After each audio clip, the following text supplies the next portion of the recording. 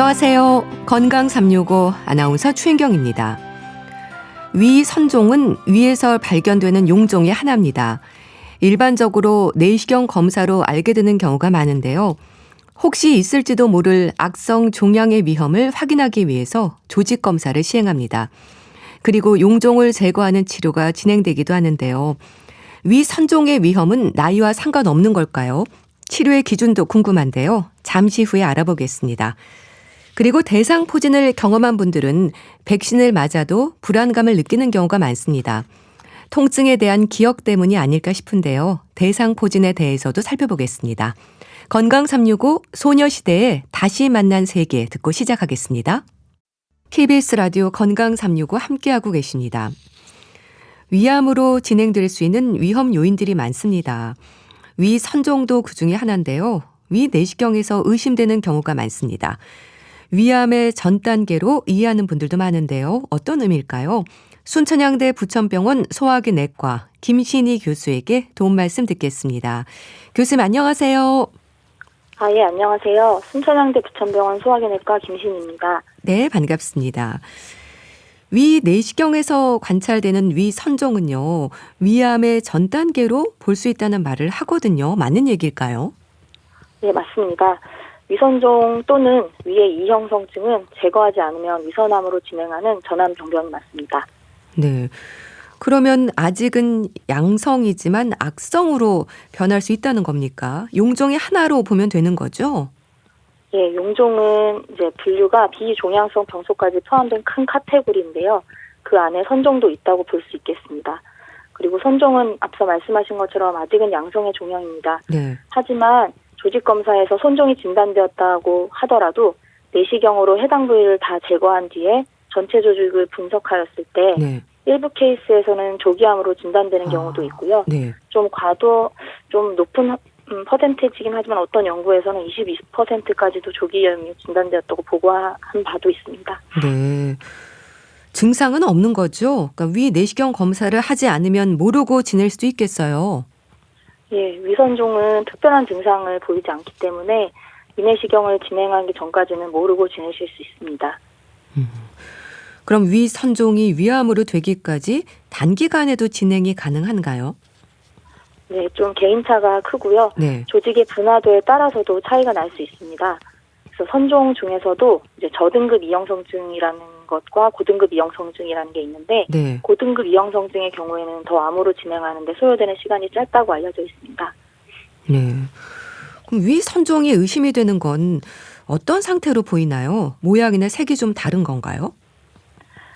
사실 위선종이 약간의 윤기를 보이거나 궤양을 동반하는 그런 경우들도 있지만 네. 보통은 일반적인 미란이나 장상피 화생과 같은 염증과 육안으로는 구분이 잘 되지 않을 수 있습니다. 최근에는 영상 증강 기법을 이용해서 내시경을 시행하면서 광학적 아니면 디지털로 이렇게 해당 병변을 확대를 하고 네. 특수광원을 이용해서 미세 혈관 구조나 표면 구조를 관찰을 한다든지 아니면 세포 내시경이라는 걸 개발해서 세포 수준으로 관찰할 수 있도록 하는 등 내시경을 이용해서 진단 확률을 높이기 위해서 저희 내시경 의사들이 노력을 하고 있긴 하지만 네. 사실 선종이 의심이 되는 경우 조직 검사를 통한 확진이 필수적이기 때문에 네. 이런 해당 병변이 이렇게 뚜렷하게 관찰이 되지 않는 경우도 많아서 이게 선종이냐 아니냐를 의심하고 또 조직 검사를 하는 거는 의사 개인의 숙련도에 달려 있거든요. 네. 그러다 보니까 좀 경험이 많고 그런 숙련된 세부 내시경 전문의에게 검사를 받는 게 중요할 것 같습니다. 네. 그럼 우리가 일단 건강검진에서 하는 위 내시경 검사를 하면서 위 선종이 의심이 되면 조직 검사를 진행을 하는 거네요? 네. 하지만 정말 의사마다 눈이 다 주관적인 부분이 그건 작용을 하기 때문에 네. 경험이라든지 이런 것들이 굉장히 중요한 부분이라고 저는 개인적으로 생각하고 있습니다. 네. 경험이 중요하다고는 하셨는데요. 그럼 위 선종이 좀 의심된다 싶으면 일단 제거를 하는 건가요? 지켜보는 건가요? 위선종이 의심된다는 거는 내시경적으로 의심이 될 경우에는 조직 검사를 하게 되고요. 네. 조직 검사에서 만약에 말씀하신 대로 의심되는 소견들이 몇 가지 있는데 재생성 비전형이라든지 그런 이제 세포 모양이 조금 이상해 보이는 경우에는 네. 좀 짧은 단위로 저희가 내시경 추적 검사 하실 것을 권고를 드리고요. 만약에 정말로 의심은 되는데 조직 검사에서 아무것도 나오지 않았다. 네. 그럴 때는 의사의 그런 이제 주관적 임상적 경험에 따라서 이제 좀 짧게 추적 관찰을 요한다고 설명을 드리게 됩니다. 네. 그럼 나이나 위험도에 따라서 제거 여부가 좀 달라질 수는 있겠네요. 나이나 위험도에 따라서 뭐 제거 여부가 달라진다기보다는 네. 사실 나이나 위험도랑 관계없이 원칙은 무조건 제거입니다. 하지만 위선종이 사실 위암으로 변하는데 뭐 좀 더 빨리 뭐 위암으로 변할 수도 있고 좀 네. 늦게 변할 수도 있겠지만 한 10년 전후라고 가정을 했을 때 환자가 너무 고령이거나 뭐 기저질환으로 인해서 기대여명이 좀 짧은 그런 경우에는 네.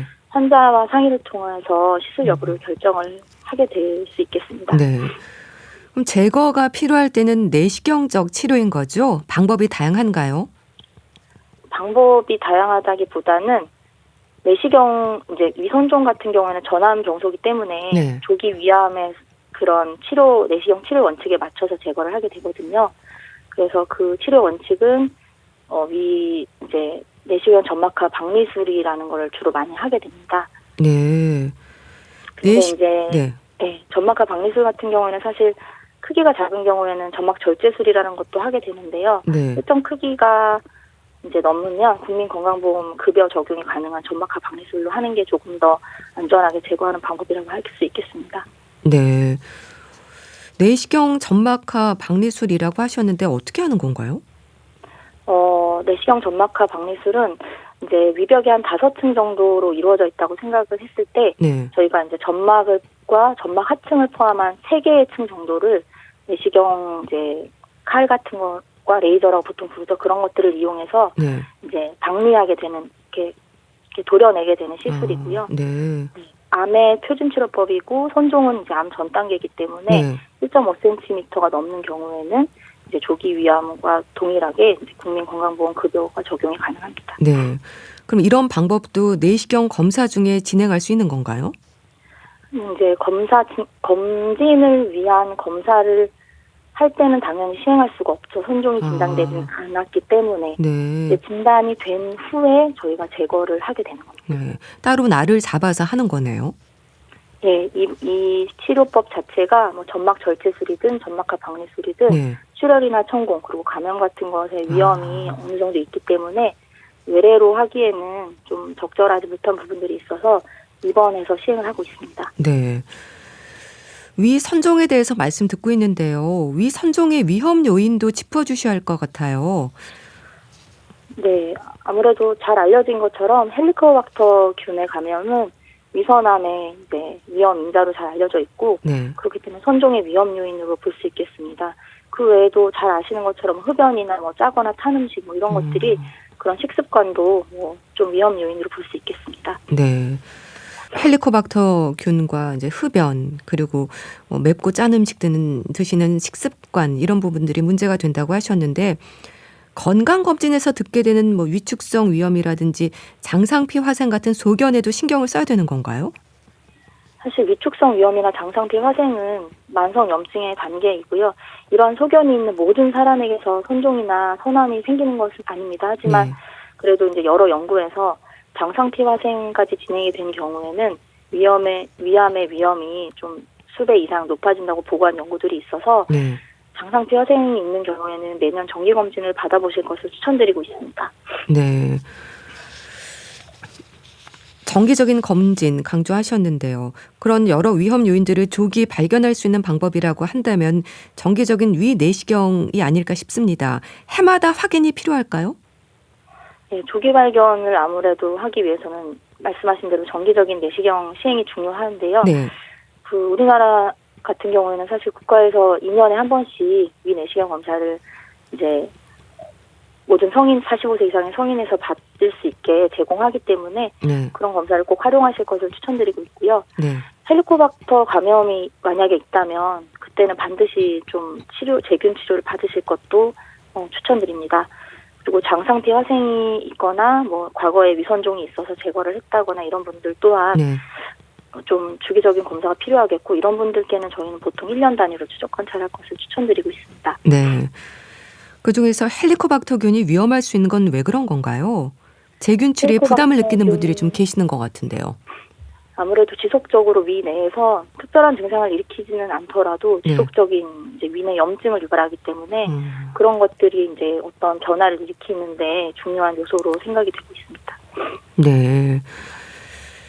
헬리코박터균에도 관심을 갖고 또 흡연, 식사에 대한 부분도 조심을 하라고 하셨는데 위 선종이 위암으로 진행되는 일을 막기 위해서는 이런 부분들에 대한 관리가 중요하겠네요.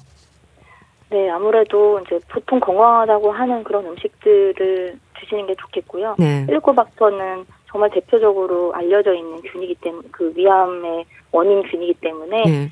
발견이 된다면 재균이 가능한 경우에는 재균 치료하시는 게 아무래도 좋겠죠. 네. 재균 치료를 하면 균이 또 없어지는 건가요? 아니면 재균 치료를 해도 또 생길 수 있는 건가요? 대부분은 재균 치료 이제 아무래도 균이라서 저희가 항생제로 치료를 하게 되고요. 네. 그런 항생제 치료가 이제 다른 균들하고 좀 다르게 헬리코박터균 같은 경우에는 내성 검사를 진행을 하고 하는 경우도 있고 네. 아니면 경험적으로 치료를 하는 경우들도 있어서 재균이 첫 치료로 되지 않을 수도 있습니다. 만약 초 치료로 치료가 되지 않으면 네. 다른 항생제로 변경을 해서 치료를 하고 이제 수차례 치료에도 만약에 치료가 되지 않는다면 이제 어쩔 수 없이 이제 추적 관찰을 하게 되는 거고요. 만약에 잘 재균이 된다면 네. 재발하는 경우는 한 100명 중에 1명 정도 꼴로 한 2년 정도 후에 추적 검사했을 때 그 정도 꼴로 나온다는 그런 연구들이 있습니다. 네. 1차 재균 치료에 실패하는 분들도 많던데요. 약 복용하는 게 좀 고약한가 보죠? 고약한 것보다는 네. 우리나라에는 이제 1차 재균 치료로 최근 이제 지금까지 많이 사용이 되고 있는 특정 항생제에 대한 내성이 높고 점점 높아지기 때문에 저희가 보통 많은 병원에서 1차 치료로 사용하고 있는 그 헬리코박터 치료 약제군이 네. 조금 더 이전에 비해서 치료 효과가 떨어지는 걸로 보이고요. 또한 환자분들이 아무래도 항생제다 보니까 네. 겪을 수 있는 그런 이제 설사라든지 아. 그런 좀 부작용들에 대해서 이제 개개인에 따라 그걸 느끼는 그런 역치가 다르기 때문에 많이 힘들어하시는 분도 있고 네. 전혀 아무 증상을 못 느끼시고 잘 치료받는 분도 계시고 그러세요. 네. 그 항생제 처방에 대한 부담들을 가지시는데 헬리코박터균 재균 치료에도 또 열심히 하셔야 될 것 같습니다. 장상피 화생 같은 소견을 받았어도 신경을 쓰라고 하셨는데요. 장상피 화생이 뭔가요? 장상피 화생은 어떤 만성 염증의 이제 변화 중에 하나고요. 네. 사실 이제 돌아갈 수 없는 변화기는 해서 아무 증상도 없긴 하지만 치료의 대상은 아니고 네. 말씀드린 것처럼 이제 위선종이 생길 위험이 아무래도 일반 없는 분들보다는 높아진 거기 때문에 네. 저희가 추적 검사를 조금 더 한 1년에 한 번씩 이렇게 조금 더 자주 하시도록 권고하고 있습니다. 네. 그 위축성 위염의 경우에는 노화로 보는 견해도 있던데 그렇습니까? 그런 견해도 있지만 네. 하지만 이제 만성적인 염증의 결과물이고요. 헬리코박터균이 있는 경우에는 조금 더 위축성 위염이 더 많이 진행이 되어 있는 것들을 관찰할 수 있습니다. 네. 참 우리나라는 위장 질환이 많아서 검진 결과로 소견을 들어도 소홀한 경우가 많은데요. 위 선종이 흔하긴 하지만 처음 듣는 분들은 위험도에 대해서 잘 인식하지 못할 것 같습니다. 어떤 말씀을 주실까요? 네, 최근에 외래를 보다 보면 예전보다는 아무래도 매스컴이나 인터넷, AI 같은 것들이 발달하다 보니 정보 접근성이 좀 완화돼서 그 위선종이 좀 위험하고 네. 제거하지 않을 경우에 위암으로 진단한다는 것을 좀 알고 오시는 분들도 많아졌어요. 네. 하지만 일부에서는 그냥 검사를 하고 나서 결과가 나와도 네. 그냥 지나쳤다가 몇 년 있다가 또 국가검진 하다가 선종이 그 부위에서 또 재발견되거나 아니면 암이 이미 진행이 돼서 오시는 경우도 아주 드물지만 간혹 있거든요. 네. 어쨌든 선종은 일정 시간이 지나면 무조건 100% 천암으로 진행하는 병변이 맞기 때문에 네. 그리고 앞서 말씀드린 것처럼 일부에서는 이미 진단됐을 때 조기암으로인 경우도 있기 때문에 네. 만약 검진 결과지에서 위선종 혹은 위에 이형성증 이런 단어가 만약 보인다면 즉시 치료 내시경이 가능한 가까운 소화기내과 병원에 방문하셔서 상담하시고 제거하시는 것이 좋겠습니다. 네. 그러면 위선종이라는 말을 들으면 환자들은 일단 뭘 가장 궁금해하시나요? 이 위선종이 일단 뭔지 이제 공부를 좀 하시고 오시는 분들도 계시고요. 네. 위선종이 아예 이제 연세 있으신 분들은 어쨌든 이제 두려운 마음으로 오셔서 이제 위선종에 대해서 알고 싶어 하시죠. 그래서 지금 설명드린 것처럼 위암의 전 단계고 제거를 하면 잘 치료가 됩니까? 완전한 제거를 통해서 치료할 수 있다.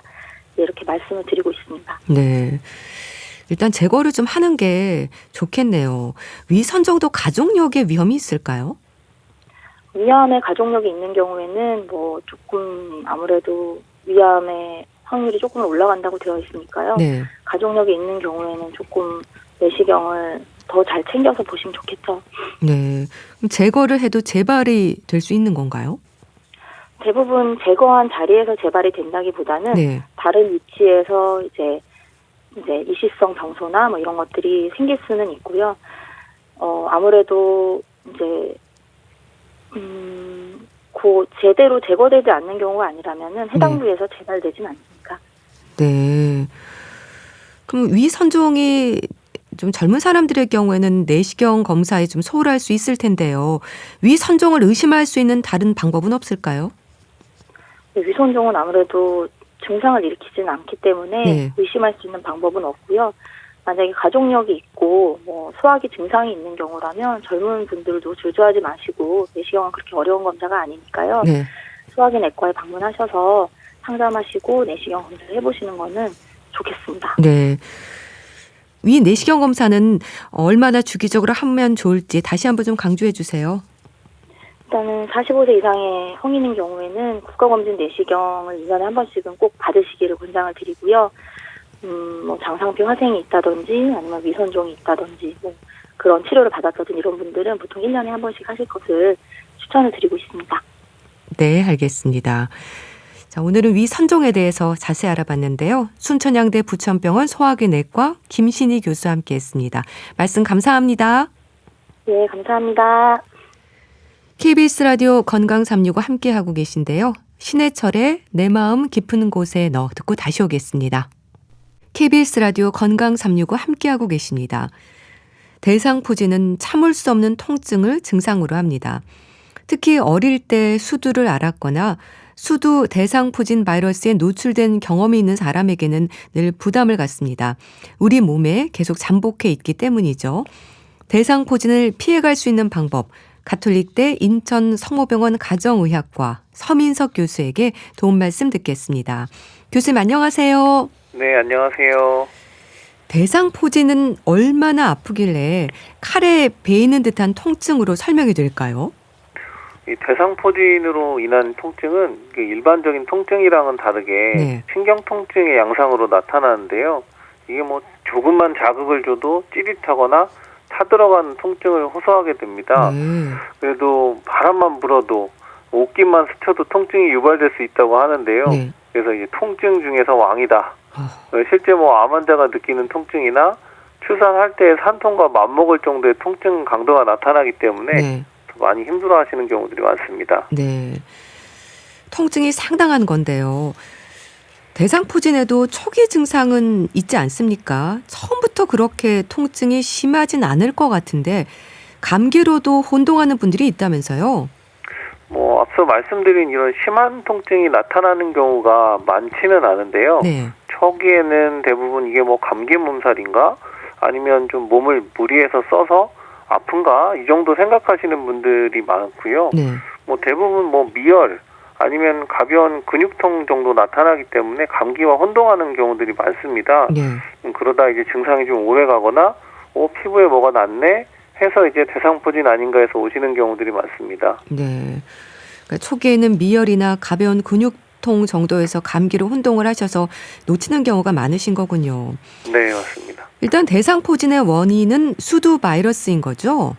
예, 대상포진은 뭐 수두 대상포진 바이러스라고 하는데 네. 그 수두 바이러스가 원인이라고 봐야 되고요. 이게 뭐 어렸을 때 수두 바이러스에 일단 감염이 돼서 발진이 생기는 질환은 이제 수두라고 하는데 네. 이 수두 바이러스들이 숨어 있다가 재활성화가 되면서 나타나는 질환을 대상포진이라고 합니다. 네. 그럼 수두를 앓았거나 바이러스에 노출된 경험이 있는 분들은 평생 바이러스가 잠복해 있는 건가요? 아, 네, 맞습니다. 뭐 수두를 뭐 확실하게 앓았던 분들은 내가 알았으니까 알고 계시는 경우들도 있는데요. 네. 이게 뭐 수두가 경미하게 지나간 경우도 있고, 그래서 내가 수두에 걸렸는지 모른다. 네, 그런 분들도 이미 약하게 바이러스에 노출된 경우이기 때문에 네. 이런 경우에도 바이러스가 몸에 잠복해 있다가 면역이 떨어지면 다시 활성화되면서 문제를 유발하고요. 이게 뭐 어렸을 때 수두 예방접종 많이 하거든요. 네. 대부분 다 하는데 예방접종을 했다고 해도 결국에는 이 바이러스가 신경절에 잠복해 있는 경우들이 대부분입니다. 네. 그래서 재발이라는 표현을 할 만큼 대상포진을 여러 번 경험하는 분들도 계신 거군요. 대상포진을 여러 번 앓게 되는 분들이 있기는 합니다. 네. 뭐 실제 외국 연구에 의하면 8년 이내 재발률이 한 5% 정도 된다고 보고되고 있고요. 네. 뭐 국내 연구도 연구 결과에 따라 다르긴 하지만 뭐 10%까지 재발한다라고 이제 보고되어 있는 경우도 있는데 네. 결국 중요한 거는 면역이 좀 떨어지면 재발을 할 수 있는 거기 때문에 뭐 고령이라든지 뭐 항암이나 자가면역 치료를 받는다. 네. 그러면 다시 면역이 떨어져서 재발할 위험성이 증가가 되는 겁니다. 네. 근데 증상을 일으키는 신경절에 숨어 있다고 들었는데요. 대상포진 바이러스가 신경을 좋아하는 건가요?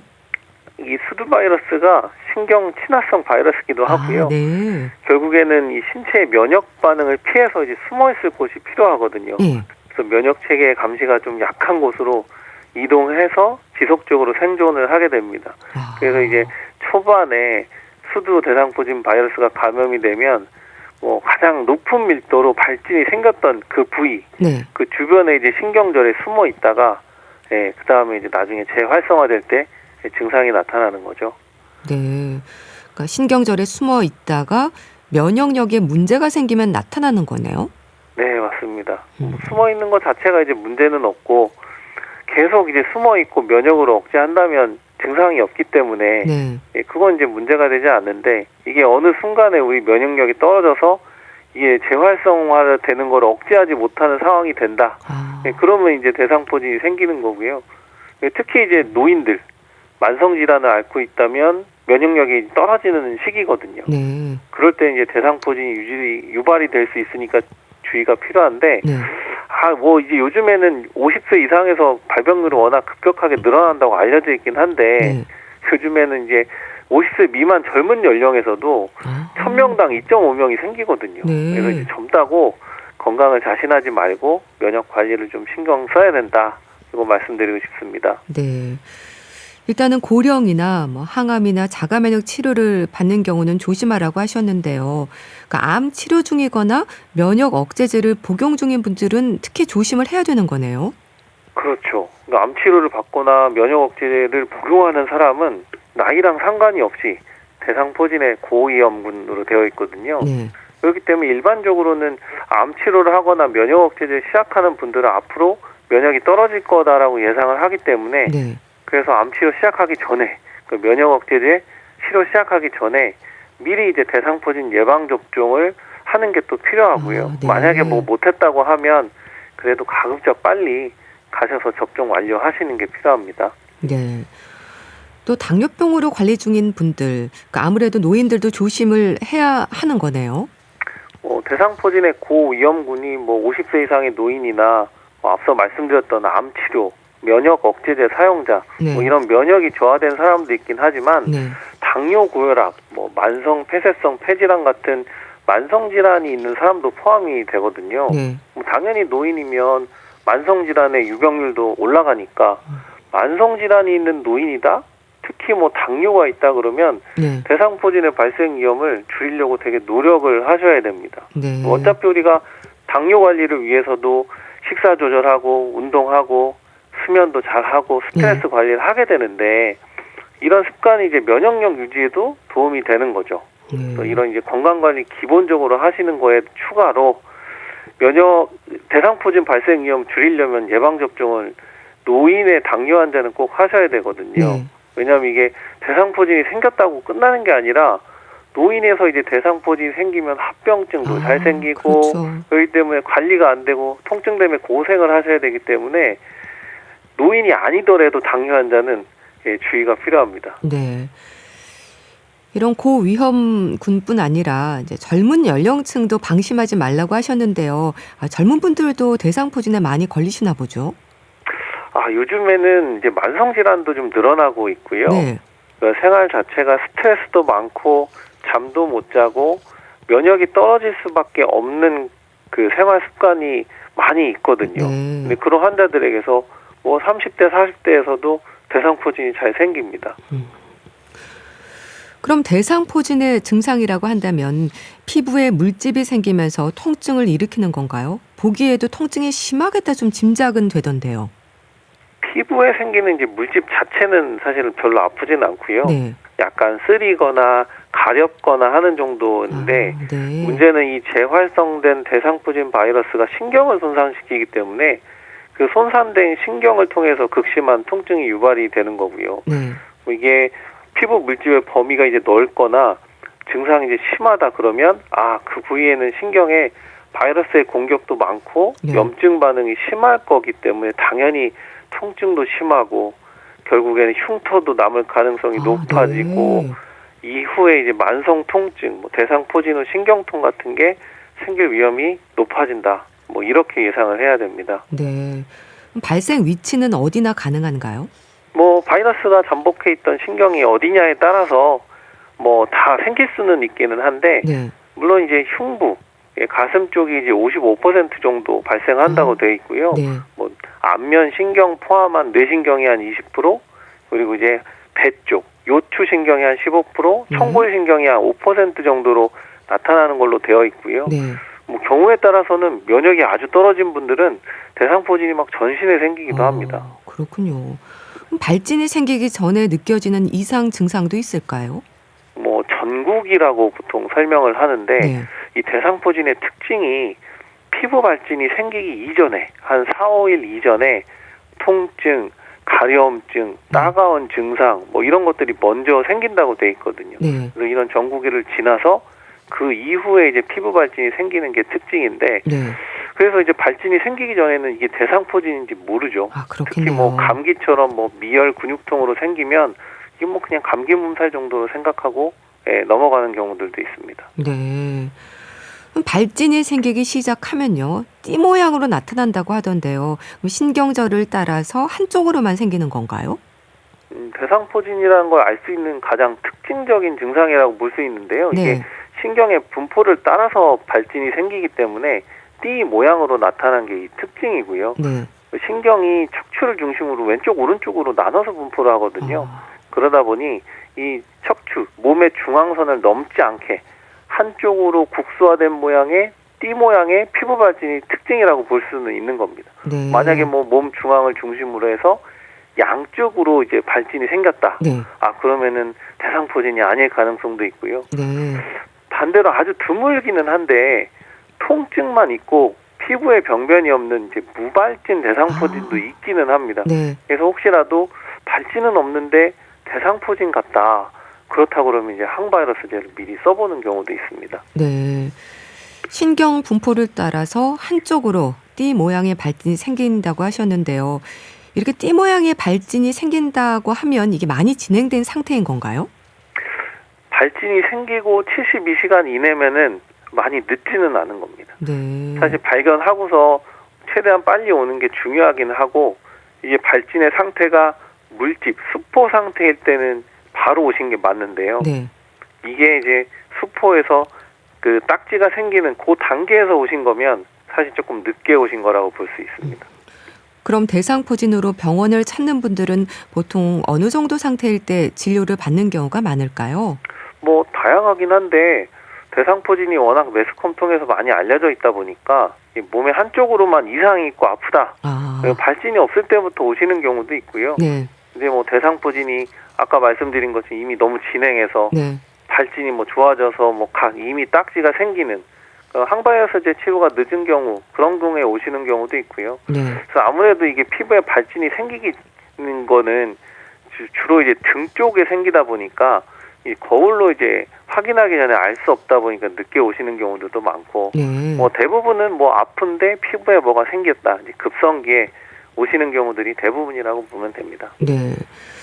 일단 72시간 이내에 치료를 받아야 되는 거네요. 그게 가장 중요한 치료입니다. 항바이러스제를 빨리 써야 피부 병변도 좋아지고 안 아프고 합병증도 안 생깁니다. 네. 항바이러스제를 쓰라고 하셨는데 치료는 약물 치료인 건가요? 가장 중요한 치료고요. 일단은 바이러스를 최대한 확산을 막아야 되는 게 중요하거든요. 네. 그래서 항바이러스제를 쓰는 거고, 그리고 두 번째는 그 피부 발진 생긴 그 주변에 이제 2차 세균 감염을 좀 억제하는 그런 이제 소독이나 연고 처방도 좀 필요하고, 그것과 더불어서 이제 대상포진과 같이 나타나는 신경 통증이나 뭐 가려움증 이런 통증을 줄일 수 있는 대증 치료, 결국에는 바이러스도 줄이고 증상도 치료하는 뭐 약물 치료가 주라고 볼 수 있습니다. 네. 그렇게 약물 치료를 시작을 하면 어떤 변화로 증상이 가라앉나요?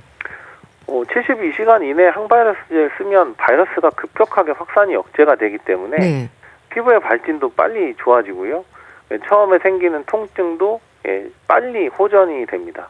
그리고 이제 급성기가 지난 이후에 대상포진루 신경통 같은 합병증이 생길 가능성도 좀 떨어지고요. 네. 치료 시작하면 일단 아프지 않고 피부 발진이 수포에서 딱지로 변하고 한데 이런 이 딱지까지 생기는 데까지가 대략 한 2주에서 한 3주 정도 걸린다고 보시면 되고요. 네. 그리고 딱지가 떨어지고 난 이후에도 뭐 흉터가 남긴 하지만 시간 지나면 조금씩 옅어진다고 보면 됩니다. 네.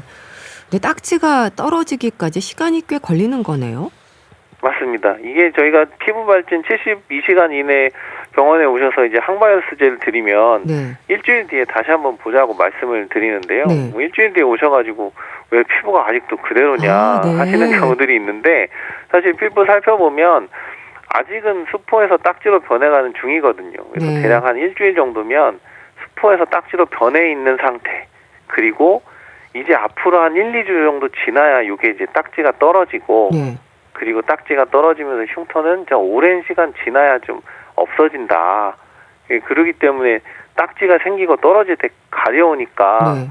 긁지 말고 자극 주지 마라. 흉터 생길 수 있다. 이렇게 설명을 드립니다. 네. 주로 가슴 쪽에 많이 생기고 또 안면신경을 포함해서 뇌신경에도 생기고 뭐 한다고 하셨는데요. 안면신경 쪽에 대상포진이 오면 이것도 상당히 위험하겠어요. 안면신경에 생기면 가장 큰 문제가 청력에 영향을 주는 경우도 있거든요. 청력 저하가 오는 경우도 있고, 네.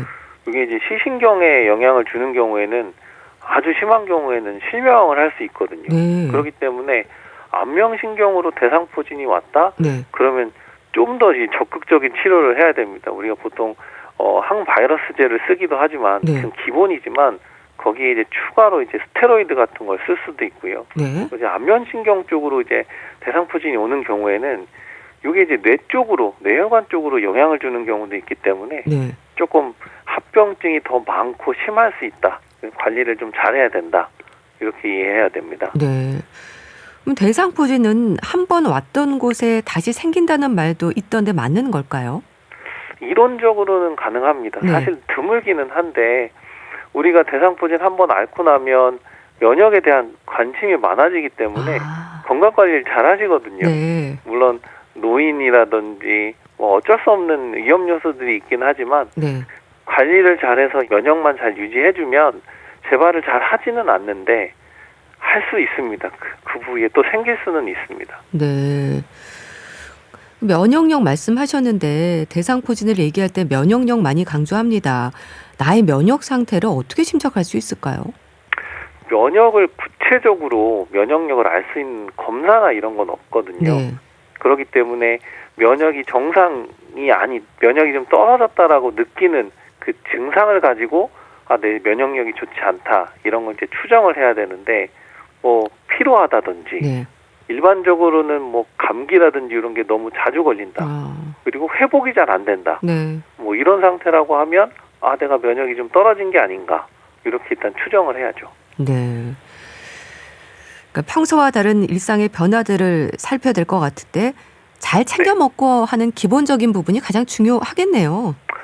결국에 면역을 정상으로 유지하는 기본이 가장 건강한 이제 생활 습관을 유지하는 거거든요. 네. 당연히 균형 잡힌 식단, 특히 이제 비타민, 이런 것들이 좀 풍부한 식단을 잘 챙겨서 드시는 것이 중요하고 예. 그 외에도 뭐 규칙적으로 운동을 해준다든지 스트레스 관리 그리고 밤에 이제 잠을 잘 자는 거 네. 이런 기본적인 생활 수칙을 지키는 게 중요합니다. 네. 그 72시간 이내에 치료를 하라는 이제 골든타임도 말씀 주셨는데요. 이렇게 치료됐다고 해서 안심할 수 없는 건 대상포진 후 신경통이라는 것도 있다면서요. 이게 뭔가요? 사실 대상포진 자체보다 더 무서운 게 대상포진 후 신경통이거든요. 네. 이게 이제 급성기가 지난 이후에도 통증이 지속되는 이 만성 후유증인데 일반적으로 피부 발진이 생기고 난 이후에 한 달에서 한 3달 정도 지났는데도 그 대상포진 앓았던 부위가 계속 아프다. 네. 이걸 이제 대상포진 후 신경통이라고 하는데 이게 가장 흔하고 네. 고통스러운 합병증이라고 볼 수 있는데요. 이게 뭐 나이나 면역 상태에 따라 차이가 있긴 하지만 대상포진 환자 3명 중에 1명이 생길 정도로 흔합니다. 네. 60세 이상에서는 뭐 절반 이상에서 나타난다고 보고 있고요. 네. 특히 이제 그 대상포진 발진이 생기기 전부터 아팠다. 네. 발진이 생기면서 나타나는 통증이 아주 심했다. 아니면 눈 쪽으로 이제 대상포진이 생겼다 그러면 이 대상포진 후 신경통이 생길 위험성이 매우 높아집니다. 네. 대상포진 후 신경통은 아주 길게 이어지나요? 무척 힘들어 하시던데요. 오래 갑니다. 이게 네. 1년 이내에 한 70%에서 좋아진다고 되어 있는데요. 네. 사실 말이 1년이지 이게 이제 통증 자체 때문에 밤에 잠을 못 자고 일상생활을 못 하고 2차적으로 불안이나 우울감도 생기고 삶의 질이 매우 떨어지기 때문에 네. 사실은 이 기간 자체가 더 오래 갈 수도 있긴 한데 어쨌든 이 만성 합병증이 생기는 거는 굉장히 고통스럽다라고 봐야 됩니다. 네. 그 대상포진 후 신경통의 증상은 어떨까요? 계속 아픕니다. 이게 이미 신경이 손상이 되고 손상된 신경은 우리가 일반적으로 통증을 유발하는 자극보다 적은 자극, 뭐 옷깃만 스치거나 네. 바람만 불어도 통증이 유발되게 되거든요. 일상생활 하다가 언제 통증이 유발될지 모르고 그렇군요. 자다가도 통증이 유발되니까 잠도 잘 못 자고 사실 이 정도의 통증이기 때문에 물론 약물 치료가 가능하긴 하지만 네. 굉장히 불편한 통증이라고 봐야죠. 네. 그럼 대상포진 후의 신경통은 바이러스에 대한 치료가 아니라 일단 통증을 줄이는 게 목적이 되는 건가요? 복합적인 치료가 필요하다 싶습니다. 대상포진 후 신경통이라는 이 진단명에서도 볼 수 있는 것처럼 이게 네. 바이러스 감염 후에 나타나는 신경 손상, 그 통증을 줄이는 게 이제 가장 중요하다고 볼 수 있는데요. 네. 뭐 일반적으로도 신경통증에 사용하는 뭐 가바펜틴이나 프레가발린, 뭐 사만계 항우울제 네. 이런 약물 치료도 하고요. 리도카인 패치나 캡사이신 패치 같은 패치 치료도 사용을 하는데 네. 이 통증이 아주 심한 경우에는 이제 마약성 진통제를 써야 되는 경우도 있고 신경 차단술 같은 시술을 해야 되는 경우도 있습니다. 네. 항우울제에도 처방이 된다고 하셨는데요. 그러니까 우울증으로도 이어질 수 있다고 하셨으니까 여러 과와의 치료가 필요하겠습니다. 협진이 필요한 거군요. 기본적으로는 이 통증을 관리하는 치료 그 과도 당연히 이제 관여를 해서 약물 치료를 해야 되고요. 네. 증상이 너무 심하면은 정신건강학과 치료도 필요합니다. 대상포진도 이제 아무래도 초기 치료가 중요하겠다 싶은데요. 의심 증상에 대해서도 알고 있으면 진단이 빨라지지 않을까 싶은데 좀 짚어주시죠. 다시 한번 이제 말씀드리면 네. 대상포진은 몸통을 기준으로 한쪽 편만 띠 모양으로 발진이 생기면서 아프다. 그리고 아프기 시작을 해서 4, 5일 이내에 피부에 뭐가 생긴다라는 걸 꼭 기억을 하셔야 되는 거고요. 네. 아픈 곳에 피부 발진이 생기는 거 확인하는 게 이제 가장 중요하다는 거고 생겼을 때 우리가 72시간 이내에 꼭 약물 치료를 시작을 해야 고생을 덜한다. 네. 그렇기 때문에 피부에 뭐가 발견이 됐다. 그러면 이거 뭐 별거 아니겠지 생각하지 마시고 통증이 심하지 않더라도 꼭 근처에 있는 의료기관에서 확인을 해보시는 게 중요합니다. 네. 한쪽으로 띠 모양의 발진이 생기는 경우 또 72시간 이내에 꼭 치료를 받으라고 이제 강조를 해주셨고요. 네. 제 지인은 등으로 증상이 왔는데 눕지도 못하고 아주 힘들어 하시던데요. 피부 감염도 아무래도 조심을 좀 해야 되겠죠? 이게 피부 발진이 생긴 부분에는 세균이 쉽게 침투할 수가 있습니다. 왜냐하면 피부 장벽이 손상이 돼 있기 때문에 그렇거든요. 네. 그래서 그 피부 상재균들이 그 대상포진 생긴 그 피부를 따라서 염증을 일으키게 되면 이게 염증이 더 심해지기도 하고 네. 문제는 흉터가 더 심하게 생깁니다. 그렇기 때문에 2차 세균 감염을 예방하기 위해서 소독을 잘해주거나 이제 보통 이제 항생제 연고 같은 것도 쓰는데 네. 발라서 2차 세균 감염을 막아주는 게 증상 조절에 되게 중요한 부분이라고 말씀드리고 싶네요. 네. 그리고 대상포진 예방 백신을 맞는 것도 위험을 줄일 수 있는 방법이 되겠죠. 어떻게 보면 대상포진 예방 백신만큼 강조하고 싶은 게 없는 것 같습니다. 네. 최근에 이제 주로 접종을 하고 있는 사백신 같은 경우에는 50세 이상 성인, 면역 저하자에서 예방 효과가 되게 높게 나타나고 있고요. 네. 예방 접종을 하고 10년이 지나도 80% 이상에서는 예방의 효과가 유지가 된다라고 되어 있습니다. 물론 반대로 생각을 해보면 20% 정도는 걸리는 거 아니냐 네. 생각할 수 있지만 대상포진이 발병한다고 해도 증상이 가볍고 대상포진 후에 신경통 같은 합병증의 발생 위험도 줄어들거든요. 네. 그렇기 때문에 대상포진의 예방의 최선은 예방접종이다. 추가적으로 대상포진 앓고 난 이후에 환자들이 뇌경색이나 심근경색 발생 위험이 증가하거든요. 그렇군요. 왜냐하면 대상포진 바이러스가 혈관에 염증을 유발해서 혈전을 생성할 수 있기 때문에 네. 결국에는 생기지 않도록 최선을 다해 막는 게 가장 중요한 거라고 볼 수 있습니다. 네. 대상포진 예방 백신을 챙기는 것도 꼭 잊지 않으셨으면 좋겠네요. 알겠습니다. 대상포진과 관련해서 자세히 알아봤는데요. 가톨릭대 인천 성모병원 가정의학과 서민석 교수와 함께했습니다. 말씀 감사합니다. 네, 감사합니다. 디바의 12월의 드라마 보내드리면서 인사드릴게요. 건강365 아나운서 최인경이었습니다. 고맙습니다.